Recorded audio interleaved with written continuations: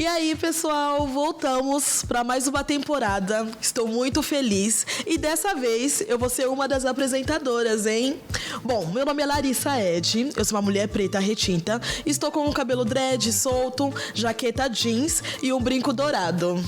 E também tô com o meu parceiro Elber, que vai estar nessa temporada comigo, não é? É isso, vou estar a temporada toda aqui, também apresentando, junto com a minha amiga Larissa. Eu sou o Elber, um homem negro de pele clara, cabelo raspado. Estou com a camisa de várzea de um time da minha quebrada, Engenho Novo Barueri. Estamos aqui em Guelé 10, é isso. Para essa conversa de hoje, nós recebemos a Amanda Costa, fundadora do Perifa Sustentável.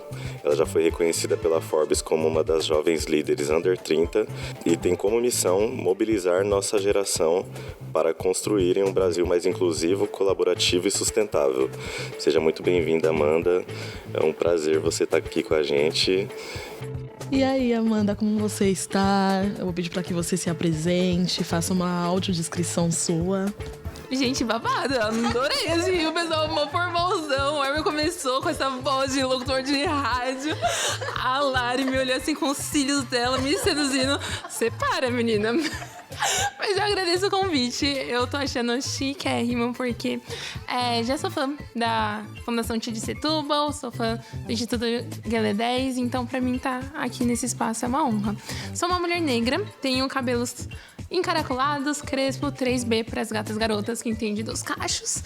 Estou com um delineado verde bem ambientalista, combinando com a minha blusa do Instituto Perifa Sustentável. É uma blusa branca com uma sancofa no meio, uma saia branca, um gloss, porque eu aprendi que a mulher negra sem o seu gloss é só uma menina. E eu uso óculos, que ele é preto com um branquinho, e tô com um anel verde também, com as minhas unhas azul céu. Queria começar te perguntando como foi o início da sua trajetória. Conta pra gente como surgiu o Perifa Sustentável e também como nasceram as parcerias com a Marraia e a Gabriela. Eu nasci na Brasilândia. Brasilândia é uma das maiores periferias da Zona Norte de São Paulo. Eu sou do Jardim Almanara. Até os meus 10 anos eu morava num puxadinho, no quintal da minha avó. E aí, quando eu tinha 10 para 11, meus pais, eles compraram um terreno na rua de cima, construíram. E aí eu morei lá até esse ano, até 28 anos. Como grande parte da população negra, sem consciência de raça, classe e gênero, eu quis por muito tempo sair da periferia. Os meus pais, minha mãe é branca, meu pai é um homem negro, eles não tinham letramento racial. E aí eu sempre ouvi que eu precisava estudar muito para sair da quebrada, porque na visão deles a periferia era um lugar de escassez, de violência, de medo, de drogas, de que eu deveria fazer tudo para não viver a periferia. Então, durante toda a minha juventude, infância, eu me envolvi nos esportes. Eu acabei jogando vôlei na escola, Colégio Adventista de Vila Nova Cachoeirinha, que era um colégio particular bem perto da minha casa, tipo uns 15 minutinhos andando. E eu passei como jogadora federada da Portuguesa. Então, joguei como zagueira do Targuiluso Portuguesa Tietê. Muito atleta. Toda atleta, toda trabalhada na disciplina. Eu sempre gostei muito de estudar. Lá para os meus 17 para 18 anos, eu entendi que o futebol não ia virar. Porque é uma bosta, mas é a realidade brasileira. Assim, enquanto jogadora de base, eu ganhava um pão com presunto e queijo e o dinheiro da passagem, mas os meninos já estavam ganhando um salário de 7, 8, 9 mil reais. Assim, era uma coisa muito absurda, isso em 2013. E aí, meus pais conversaram comigo e me pediram para decidir. E falaram, Amanda, o que você decidir, a gente tá contigo, mas decida estudar. E aí, tá bom, vou estudar. Fiz cursinho pré-vestibular, passei na faculdade, só que nesse mesmo período eu fui jogar de brincadeira e acabei jogando na ACM, Associação Cristã dos Moços. É um clube de esportes aqui no Brasil, mas sim no mundo inteiro. E aí, saindo de um treino, eu vi na parede, você tem um sonho de trabalhar como monitora de acampamento nos Estados Unidos? Aí eu falei, uau, quero. Conversei com os meus pais e aí eles pediram para escolher ou a faculdade, porque eu passei na PUC, e aí com bolsa, mas... Para qual curso? Relações Internacionais. Mas aí a gente ia ter que pagar uma parte ou intercâmbio, que a gente ia pegar todas as reservas de família e ia investir nesse sonho. Aí eu falei, beijo mãe, beijo pai, eu quero a viagem. E foi muito bom, assim, poder viajar, porque é como se o meu mundo tivesse expandido. Eu cresci na congregação cristã no Brasil, tenho um carinho enorme pela igreja, mas eu também entendo que num Brasil patriarcal e machista, muitas vezes a religião ela é utilizada como forma de dominação política. Total, total. E aí eu lembro que nessa viagem eu conheci pessoas de diferentes fés, diferentes credos, e eu falava, uau, Deus está aqui. Porque na minha cabeça, Deus só estaria na congregação, naquele espaço, naquele momento. Se eu seguisse o que aquela doutrina religiosa estava implementando, sabe? De não pode pintar unha, não pode usar calça. E aí, para mim, foi uma viagem muito disruptiva, que eu falei, caraca, que incrível. E aí, quando eu volto para o Brasil, eu volto decidida a estudar relações internacionais, porque eu me encantei com aquele universo, tipo, eu idei conhecer pessoas, bem discurso de quem faz RI. Eu gosto de conhecer pessoas, comidas, culturas. Mas aquilo conversou com a minha alma, eu falei, é isso que eu quero. Voltei e aí eu fiz a Embi Morumbi, porque era muito mais barato e muito mais fácil de entrar, não tinha mais saco para fazer cursinho. E dentro do curso de Relações Internacionais, eu tive acesso ao debate climático e ambiental. E aí onde começa os meus primeiros passos enquanto ativista climática. Mas enquanto ambientalista, eu sinto que eu sempre fui. Quando eu era mais nova, eu ia com os meus pais para a Praia Grande. A gente ficava no apartamento na Vila Tupi. E aí eu e minha mãe sempre levava umas sacolinhas plásticas, eu saía pegando uns resíduos na praia. Mas na faculdade eu tive acesso ao curso de Multilateralismo e Governança Ambiental, com a professora Helena Margarido. E aí eu falei, nossa, que interessante, gostei e tudo mais. Lembra que eu falei que eu jogava na CM? Sim. Outra vez, ainda de um treino de futebol, eu vejo na parede. Você gostaria de participar de uma negociação de mudanças climáticas na ONU? Participe, e aí mudou o nome, não era ser Camp Counselor, era participe do Camp Climate, um acampamento climático para a juventude global. Eu falei, uau! Só os sinais ali, ó. Menina, naquele momento eu só falei, meu Deus, que chique, assim. Eu aqui, estudante de Relações Internacionais, eu quero ir para a ONU. Porque naquele momento, com a minha cabeça de 20 anos de idade, sem consciência, assim, bem ingênua. E acho que a gente precisa valorizar esses momentos, porque ajudam a gente a entrar em movimento. E aí eu tinha esse sonho de ir para a ONU. Eu achava a ONU chique. Minha cabeça mudou bastante. Mas achava a ONU chique. Consegui uma bolsa para participar da conferência. Fui para Bonn, para a Alemanha. E ali eu entendi com um pouco mais de profundidade algumas questões estruturais que moldam o nosso planeta. E aí teve um momento de virada, que foi... Eu participei de um painel. E aí eu vi um monte de homem branco, heterossigênero, velho, cientista, acadêmico, falando como a crise climática ia impactar a América Latina e o continente africano. Eu falei, tá, eles estudam sobre o meu território, mas por que eu não tô com o microfone na mão? Por que eu não tô falando sobre o meu território? Porque eu tava... A minha realidade. Né? E eu tava estudando na faculdade, então tava entendendo com um pouco mais de profundidade todo esse rolê.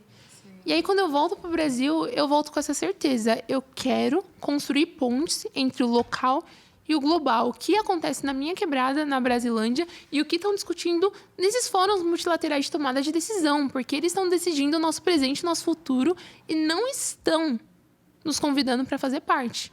E aí é onde começam as primeiras reflexões, para depois o Instituto Perifa Sustentável nascer.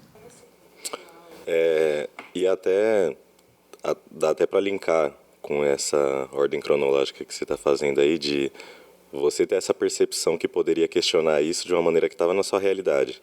A gente voltando no início do nosso tema aqui, que é o racismo ambiental, o que significa esse tema e como que a gente pode explicar o CEP da pessoa definir se ela vai beber água limpa ou se ela vai respirar um ar poluído, sabe?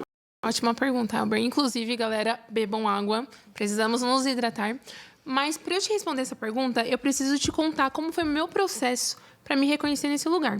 Lembra que eu comentei com vocês que eu cresci numa família interracial sem letramento. Sim. Então, o meu sonho, ou o sonho que foi colocado em mim, era sair da periferia e me embranquecer.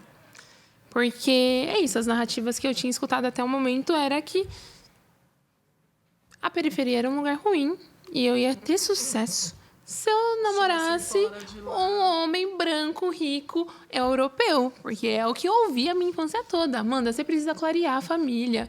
Ai, Amanda, o seu cabelo, ele tá muito armado. Vamos prender no rabo de cavalo? Vamos fazer uma chapinha? Isso é uma grande violência. Que bom que passou e hoje a gente consegue ter mais ferramentas para olhar para essa questão e cuidar melhor das nossas crianças. Mas eu tava naquele processo de... não me reconheci enquanto mulher negra. Durante a conferência de mudanças climáticas, a primeira que eu fui, a COP23, eu conheci o pessoal do Engajamundo. O Engajamundo é uma organização da sociedade civil que trabalha para fortalecer a juventude brasileira para ocupar espaço junto com o tomador de decisão. Gente, quando eu escutei aquilo com 20 anos, eu fiquei... babado, quero, chique. Entrei no Engajamundo e aí eu comecei a me envolver. Entrei no GT de Clima, Grupo de Trabalho de Clima, GT de ODS, Objetivo de Desenvolvimento Sustentável. O Engaja foi formado por 5 mulheres brancas que estudavam na PUC, de classe média alta, que queriam participar das conferências internacionais. E elas viram que tem um espaço destinado para jovens, só que era protagonizado pelos jovens do Norte Global. Criaram o Engajamundo, primeiro como um movimento, aí cresceu, virou uma ONG. Elas entenderam que o Engajamundo não estava sendo representado na sua tomada de decisão de uma forma que acolhesse toda a comunidade, porque o Engaja cresceu, então tinha bastante pessoas do Norte, do Nordeste, bastante pessoas pretas. E cadê essa representatividade na tomada de decisão? E aí fizeram processos para ir reciclando. O Engaja tem uma parada que você pode ficar, acho que até 5 anos, ou 2 ou 4, não lembro agora, que faz tempo. Mas você tem uma quantidade limitada de tempo para ficar dentro desse processo de tomada de decisão, para fomentar outros líderes, novos líderes. E aí, dentro desses novos ciclos, eles perceberam que precisavam formar a rede. E aí contrataram 2 mulheres que mudaram a minha vida. A pessoa que veio aqui para São Paulo, o nome dela é Tainá Yared.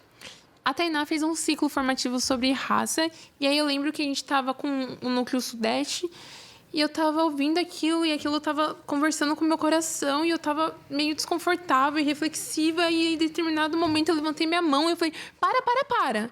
Aí a Tainá falou, o que foi? Eu falei, a gente está falando sobre raça e pessoas negras, mas eu sou a única mulher negra no núcleo de São Paulo. E aí foi tipo, paf, uma chave virou. Porque é isso. Quem pode fazer trabalho voluntário? Quem tem as suas necessidades básicas atingidas.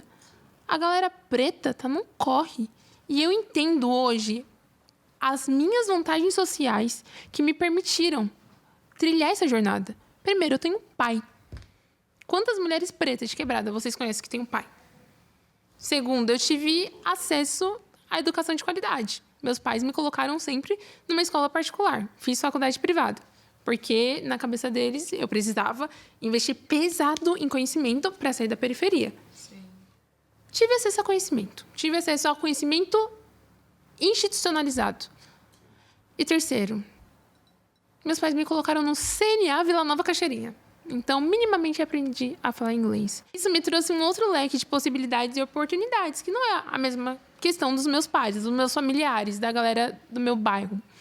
E aí eu lembro que quando eu falei, gente, pera, eu sou a única mulher negra do núcleo de São Paulo. Eu falei, caraca, que doideira.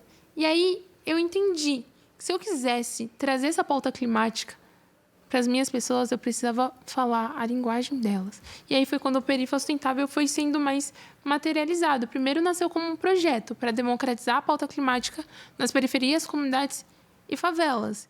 E aí eu percebi que eu precisava voltar para a periferia, porque a minha infância e juventude inteira foi sair, foi me embranquecer, foi entrar num lugar elitizado do mundo branco, porque eu queria pertencer. Por isso que a gente escolheu a Sankofa como símbolo do Instituto Perifa Sustentável. Sankofa é um adinkra africano do povo Akan, que é esse pássaro que tem a cabeça voltada para trás, porque fala que não é errado a gente voltar e aprender com o que ficou. No símbolo original, os pés do pássaro estão fincados no chão, que mostra a necessidade da gente estar conectado com o nosso território. E na boca do pássaro é esse ovo que é simbolizado o mundo, que basicamente fala que a gente pode ir, a gente pode alcançar o mundo, desde que a gente permaneça com os nossos pés conectados no território, conectados no chão, e que a gente aprenda com as pessoas que passaram. Então, eu entendi que na Brasilândia, mesmo as pessoas não falando mudanças climáticas, há muito tempo já estão falando sobre as injustiças ambientais. Quando, sei lá, eu tinha 8 anos, estava com dor de barriga, minha avó fazia um chazinho de boldo. E aí eu me pergunto como é que a gente se desconectou para achar que meio ambiente é coisa de gente branca, rica, que fala gratidão e não come carne. Isso é um projeto criado pela branquitude para que cada vez mais a gente se afaste dessas pautas. E aí, respondendo essa pergunta, como que eu conheci Marraia e Gabriela? Estava nesse processo de criar o projeto, de fazer algumas ações. Isso em 2019, no ano que eu me formei. Ano seguinte, pá, pandemia. Eu falo, meu Deus do céu, socorro. Aí eu começo a fazer muita coisa online. Projeto de formação, conversa com faculdades. Por conta desse envolvimento online, eu encontro um edital que é os Jovens Embaixadores da ONU, feito pelo Escritório das Nações Unidas de Drogas e Crime, em parceria com a Secretaria de Juventude de São Paulo e o Instituto Caixa. Aplico, passo, ganho um selinho de Jovem Embaixadora da ONU. Isso projeta a minha imagem e faz com que eu cresça de repente. E aí, eu fazia parte de um outro projeto, que era o Instituto Bold, que ajudava jovens universitários a serem mais ousados, construir uma carreira e tudo mais. Gente, tudo que era projeto na universidade eu fazia. E aí, a mentora do Instituto Bold, que também era da Brasilândia, a gente participou de um webinar juntos. E ela ficou, uau, Amanda, você é maravilhosa. Eu, obrigada. Ela falou, eu quero te entrevistar. Eu falei, tá bom. Essa gata trabalhava na Forbes. Na época eu nem fazia ideia do que era Forbes e tudo mais. Achei que era ser mais uma entrevista. Aí a gente conversou, deu entrevista e passou. Depois de um mês, mais ou menos, ela falou, Amanda, lembra daquela entrevista? Eu falei, lembro. Ela falou, olha, não era uma entrevista. Na verdade, eu estava te indicando para entrar na lista Under 30 da revista Forbes. Seu nome passou para a última chamada e é muito provável que você entre. Quando você entrar, a sua vida vai mudar. Eu, que legal, vai mudar como? Ela falou, espere e verá. E dito e feito, no final desse ano, 2020 para 2021, eu entro na revista da Forbes e plaf, minha vida muda. O que aconteceu na prática? Eu comecei a ter acesso a outros públicos e receber uma validação de uma galera que já estava em um lugar... Um alto patamar ali, né? Exatamente. E aí eu continuei fazendo o que eu fazia. O que eu fazia? Lembra que eu contei que eu falava com as universidades, dava uma palestra, uma roda de conversa. Fazia a mesma coisa, só que para as empresas. Porque eles me chamavam. Eu falava, que legal, vou ajudar essas pessoas a se tornarem mais sustentáveis, a serem antirracistas. E aí eu fazia e estava me sentindo feliz e tudo mais. Só que aí, conversando com uma amiga, e ela perguntou, Amanda, você está cobrando para fazer isso? Eu, cobrar? Como assim? Ela falou, Amanda, isso que você está fazendo tem nome. É mentoria, reversa e palestra gratuita. Você precisa cobrar essa galera. Eles têm dinheiro para pagar. Aí foi tipo, plaf, assim, um tapa na minha cara. Eu fiquei revoltadíssima. E aí, como qualquer jovem de 23 anos revoltada, o que eu fiz? Fui militar na internet. Abri meu Instagram e postei, tipo, uma foto e escrevi, assim, tudo que eu tava sentindo. E falei que, isso é muito injusto. Porque os brancos, eles sempre utilizam o nosso conhecimento. E o fato desse conhecimento, dessa ideia não ter chegado na mim, quem me falou isso foi uma amiga branca que é mais experiente. É ainda mais um grau dessas injustiças. Porque eu tenho certeza que essa galera que me chamava pra conversar com os CEOs ou fazer uma roda de conversa com a galera da empresa sabiam que isso é um trabalho muito bem remunerado. Só que não me contaram. E aí, uma das minhas amigas escreveu num comentário, Ignalda, cuida dessa moça. Aí eu fiquei, quem que é Ignaldo? Tudo mais. Aí a Ignalda me chamou. Não. Tudo bem. Aí a Ignalda me chamou no direct e falou, oi, Amanda, tudo bem? Meu nome é Ignalda.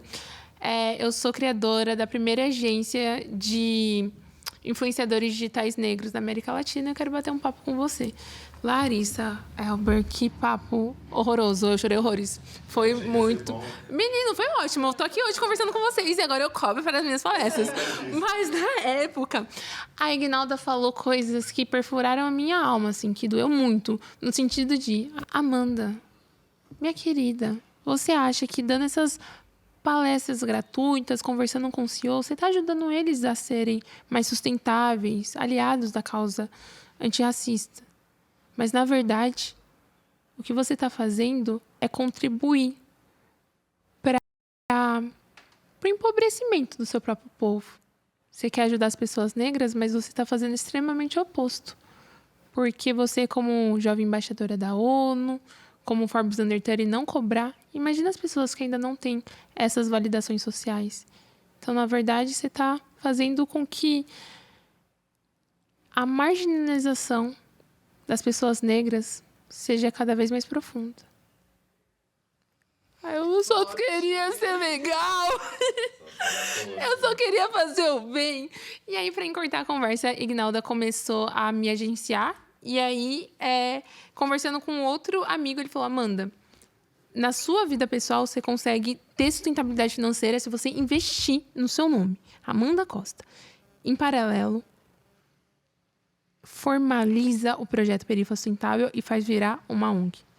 Porque aí você consegue ter tranquilidade de grana para fazer essa transformação coletiva. E aí foi aí que eu convido Marraia e Gabri para somarem com o Perifa junto comigo, porque sem condições eu consegui fazer todo esse processo sozinha. Naquele momento a gente tinha uma galera mais experiente que estavam ajudando a gente nas pautas jurídicas, econômicas, de política mesmo, para a gente aprender a transitar. E o primeiro edital que a gente conseguiu foi o Elas Periféricas, da Fundação Tia de Setúbal, que foi R$20 mil, que ajudou a gente a tirar o projeto do papel, formalizar, virar uma ONG. E estamos aí, 3 anos já de existência, construindo projetos, formando juventude preta, periférica, para ocupar espaço com os tomadores de decisão, principalmente nas questões ambientais e climáticas. Que demais, que demais. E também eu queria te perguntar, você tem uma atuação muito importante, né, contra o racismo ambiental, como até mesmo você já falou aqui, mobilizando jovens e conectando as perspectivas de raça e clima. Além disso, é uma jovem embaixadora, também como comentou, e conselheira da ONU. Quais são os resultados que você já conseguiu enxergar nesse trabalho? Tipo, você nos dá esperanças? Não, com certeza. Eu percebo que o cenário mudou bastante. Assim, quando eu comecei, não tinha gente preta. Tanto é que eu volto pro Brasil falando, eu quero me comunicar com a minha galera. Isso em 2017. Eu percebo... Em 2021, na COP26 em Glasgow, foi a primeira vez que o movimento negro articulado e organizado da sociedade civil brasileira participou da conferência. E foi muito incrível, assim, porque eu percebo que cada vez mais, enquanto movimentos, a gente está se apropriando dessas pautas e lutando para que esses acordos internacionais virem políticas públicas. Porque como que funciona? A gente vai lá, negocia, cria um acordo, como foi criado em 2015 o Acordo de Paris, os países ratificam e aí precisa ser criados e desenvolvido políticas públicas para que isso se materialize em leis, em projetos, em programas, em processos diversos para transformar vidas, de fato. E aí, sei lá, exemplo do que está acontecendo no Brasil, o Plano Clima, que é um plano interseccional, intersetorial, para que todos os ministérios, todos os setores, todas as secretarias incorporem dentro de suas políticas a pauta climática ambiental. E aí, pensando, mas como que eu vejo esse papo em relação com a galera, sei lá, do movimento negro, com a galera que está na base? Eu sinto que por muito tempo teve uma desconexão, mas cada vez mais a gente consegue popularizar o tema. Esse ano a COP30 vai ser no Brasil, então a gente já consegue trazer mais visibilidade. Mas apesar da COP30 ser no Brasil, poucas pessoas, além da bolha, estão trazendo sobre isso. Infelizmente, quando falam, é para falar dos preços abusivos do hotel em Belém, que está mais de R$100 mil por 2 semanas. É mais fácil você comprar uma casa em Belém e ficar lá para sempre do que ir para a COP, porque ainda é uma parada muito elitizada. E aí fica a questão, quem consegue ir, quem consegue participar e tudo mais. Mas, de forma geral, através de muita luta, de muita articulação, a gente vai conseguindo ampliar essa pauta. Um exemplo é a Rede para Adaptação Antirracista, que é uma rede formada por diversas organizações da sociedade civil que buscam promover essa adaptação antirracista. E aí, para a gente deixar nosso papo bem simples, o que é adaptação? Primeiro, quando a gente pensa no universo de mudanças climáticas, a gente fala sobre 3 temas principais: mitigação, adaptação e resiliência. Primeiro, mitigação.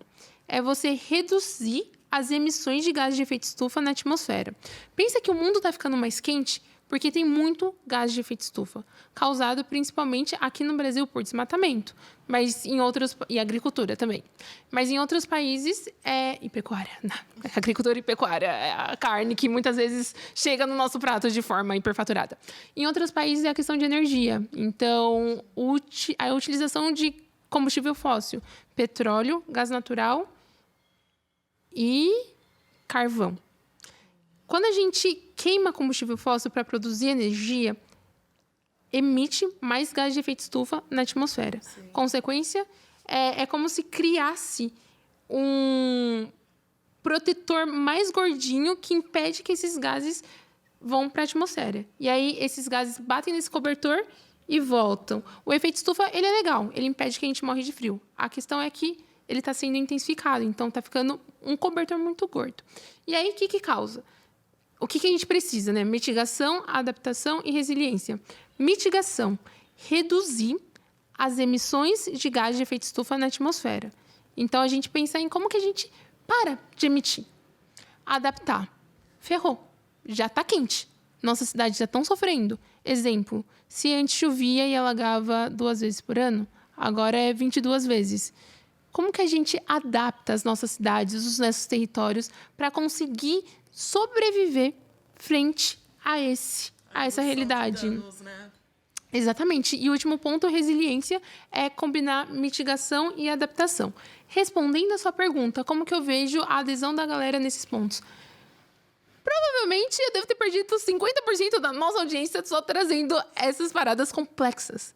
Mas a gente precisa falar sobre isso para cada vez mais aproximar o nosso público e mostrar que lutar por uma política de adaptação climática é cobrar do governo que a gente tenha um plano de contingência para quando começar a chover. Se começa a chover, o que a gente faz? Não basta apenas a gente receber uma notificação da Defesa Civil falando: cuidado, você está numa área de risco. Tá, o que eu faço? Eu tenho que ir para uma escola? Eu consigo me abrigar em qual lugar? A partir de que horas eu posso voltar para minha casa? Tá, qual que é o tempo, qual que é o plano do governo para me possibilitar um outro território, uma outra casa para morar? Porque grande parte das pessoas que moram em área de risco não escolheram morar lá. E, de acordo com a nossa Constituição de 88, é dever do Estado proteger a população. Então, eu percebo que cada vez mais a gente está se aproximando dessas pautas complexas, a gente está pautando o tema, a gente está determinando e ajudando a desenvolver conceitos para, no final, lutar por políticas públicas para o nosso povo. Porque não adianta nada ir lá para a ONU e participar dessas conferências se a gente não voltar e cobrar os nossos tomadores de decisão aqui e lutar para que políticas públicas de qualidade sejam desenvolvidas onde a gente está. Porque, beleza, eu posso ir lá para a ONU, mas minha família inteira está na Brasilândia. Quando chove, é a casa dos meus familiares que alaga. Como que a gente pode resolver esse problema complexo? Com política pública. Uau, a gente não vai perder a audiência, não. Foi totalmente didática. Eu consegui entender tudo. Mas assim, você trouxe essa explicação complexa e totalmente útil.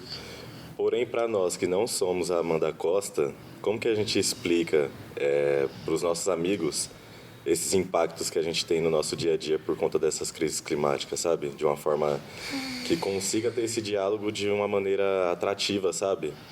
Que seja interessante de se ouvir, de falar, de questionar. Você acabou de ver, Lara, que ele falou que eu não sou atrativa. Não atrativa. Mas eu digo isso, assim, hein? porque igual você disse que é um debate distante. É bem distante. Como que a gente deixa esse debate perto, então? Esquece o atrativo. Tá tudo certo, tá tudo certo. É um debate distante, mas a gente precisa cada vez mais se apropriar dele. E eu acho que a gente consegue deixar ele atrativo e perto quando a gente Atrativo. traz... exemplos da nossa realidade. Vou dar uma sugestão. Preço do café. Tá caro comer no Brasil. Por quê? Porque cada vez mais a gente está vivendo eventos climáticos extremos. O que é isso?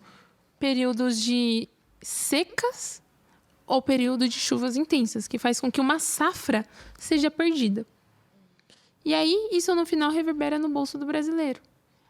E aí, pensando numa realidade periférica, caixa de banana tá R$12.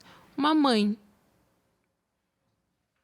solo, com 5 crianças, vai comprar um cacho de bananas por R$12, que vai acabar em 2 dias, ou um miojo por R$1,89, que vai conseguir saciar a fome naquele momento. E aí tem uma frase que eu gosto sempre de repetir, é que falar de clima é falar de vida, é falar de transporte sustentável, é falar de alimentação, é falar de saúde, é falar de moradia, é falar de lazer, de cultura. Só que foi criada essa mentalidade de que o clima é dos acadêmicos, dos cientistas e dos políticos, com o objetivo, na minha visão, é um projeto da branquitude para que cada vez mais a gente ache que essas pautas não é pra gente. Que é a mesma coisa de falar de política. Grande parte da população brasileira acha chato falar de política. Acha, não, eu não gosto de candidato X ou Y. Não temos só política partidária, a gente tem várias... Isso que a gente está fazendo é um debate político.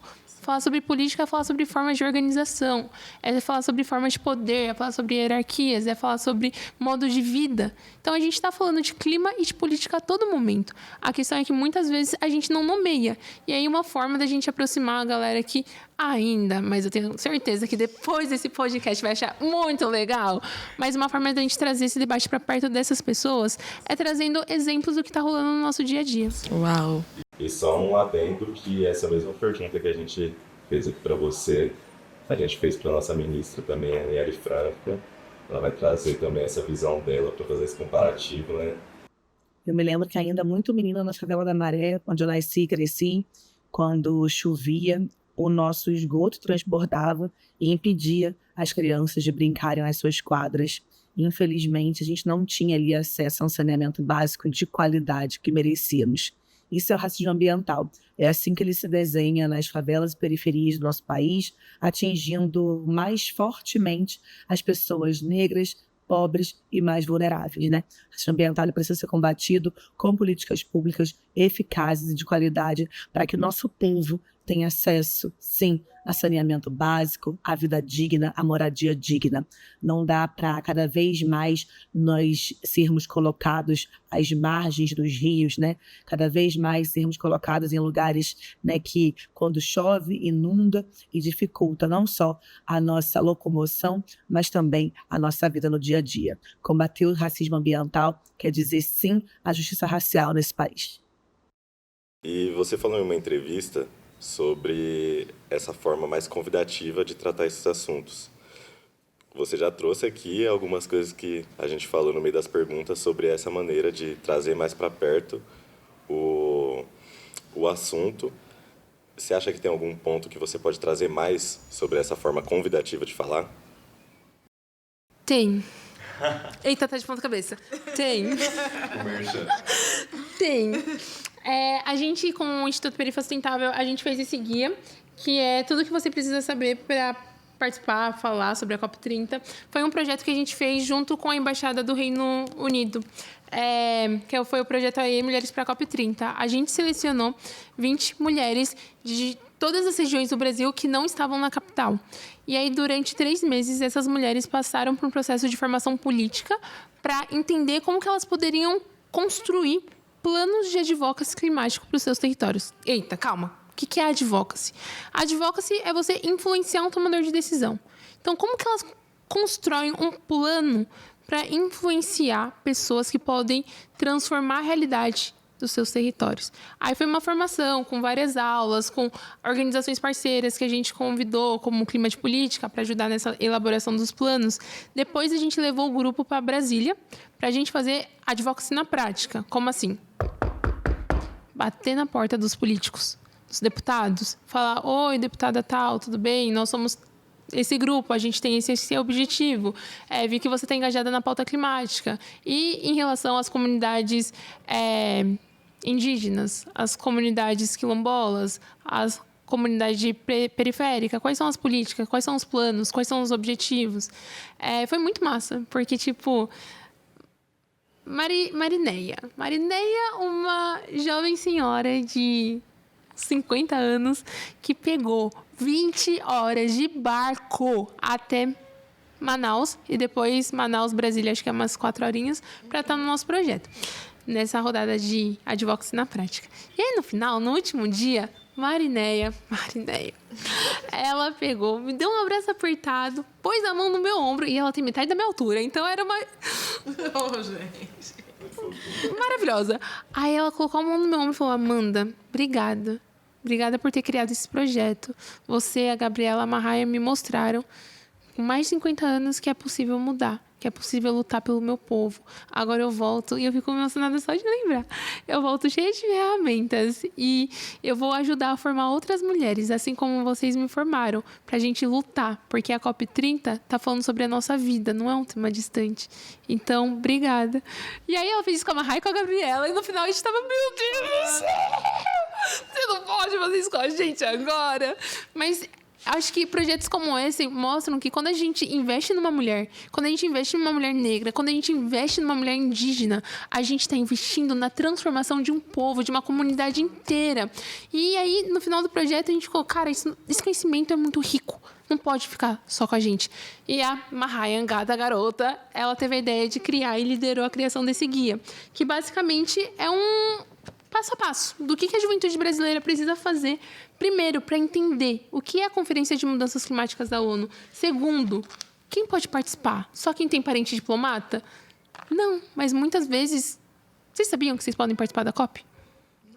A informação não chega, mas a gente faz chegar de uma forma bem diagramada, colorida, para explicar, tipo, desde que é protocolo de Kyoto, Acordo de Paris, o que é o Fundo de Perdas e Danos, como que a gente pode, de fato, entrar nessa história, como que a gente conversa, dialoga com os nossos tomadores de decisão, como que a gente cria essa mobilização com o objetivo principal de fazer com que as nossas vozes sejam escutadas dentro da conferência e que a gente consiga pressionar a galera que está decidindo a olhar para as nossas causas, a olhar para as nossas vidas, a olhar para o que a gente está vivenciando todos os dias. Porque enquanto eles estão lá, tudo chiquetoso, falando sobre financiamento climático, os nossos estão morrendo.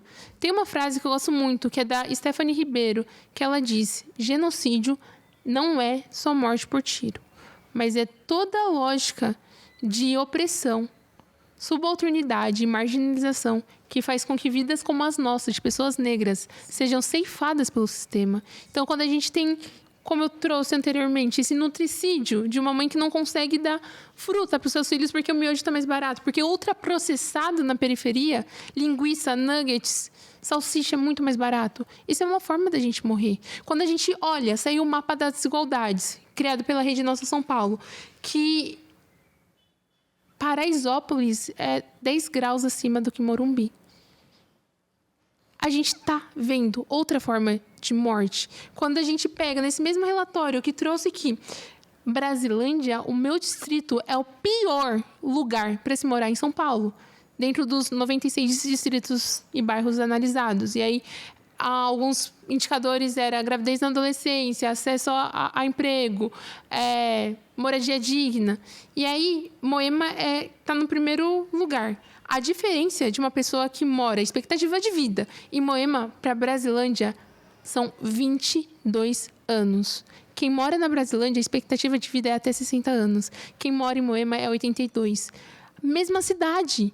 Alguns quilômetros separam os dois bairros. Então, pensar em como que a gente traz mais pessoas para perto é pensar como que a gente desenvolve estratégias criativas e coletivas e populares para fazer com que essas pautas, que muitas vezes são vistas de forma distante e pouco atrativas, longe da nossa sociedade, sejam cada vez mais apropriadas e que a gente consiga formar uma juventude letrada, articulada, engajada, que vai pautar o tema e vai cobrar políticas públicas. Porque sabe que uma política, ela transforma toda uma comunidade. Uau. Estratégia pra matar a gente é o que não falta, então a gente tem que ter as nossas pra saber se proteger, né? Combinaram de nos matar, nós combinamos de não morrer. Exato. Uau, olha, acho que o nosso primeiro episódio começou com chave de ouro, de fato, porque, gente, que maravilha. Foi Informações mostrou que pode ser muito atrativo, sim.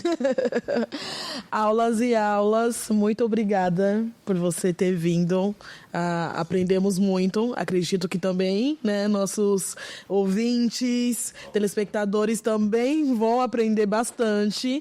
E aí, gente, é só um pouquinho, isso daí é só um pouquinho do que tem por vir, não é? E aí eu gostaria que você deixasse suas redes sociais para que o pessoal possa te acompanhar, conhecer um pouco mais do seu trabalho, pois é necessário, faz muita diferença. Então, se você puder deixar suas redes sociais, por favor. Com certeza, você, gato garoto que está... E também pessoas não binárias que estão nos acompanhando nesse momento. Siga @perifasustentável no Instagram, @souamandacosta. O meu LinkedIn é Amanda da Cruz Costa, do Perifa, Instituto Perifa Sustentável. E eu vou aproveitar para fazer um anúncio. Eu estou saindo temporariamente do Instituto Perifa Sustentável porque... Não, é coisa feliz, gente. É coisa feliz. Porque eu ganhei uma bolsa 100% do governo britânico para estudar numa das melhores universidades do mundo, que é a London School of Economics and Political Science, LSE. Então, eu vou ficar um ano fora fazendo meu mestrado, porque é isso. Favelada acadêmica. A gente sai da periferia, mas a periferia não sai de nós. E a gente pode, sim, alcançar os lugares de maior prestígio acadêmico global, aprender com quem detém as técnicas e voltar e colocar no nosso território, voltar e transformar a nossa comunidade. Enquanto eu estiver fora, Mahaya Sampaio, essa gata garota, já assumiu. Aproveita e segue ela também, @Mahaya, MAHRYAN. Segue a Gabi, @Gota do Oceano. E se você quiser ficar por dentro dos babados climáticos de uma jovem garota da Brasilândia em Londres, @souamandacosta. Ai, arrasou! Obrigado, Amanda. É isso, gente. Muito obrigado pela audiência e siga nos acompanhando nos outros episódios e nas outras temporadas também do Essa Geração. Já pode compartilhar esse episódio, viu? É isso, gente. Tchau, tchau.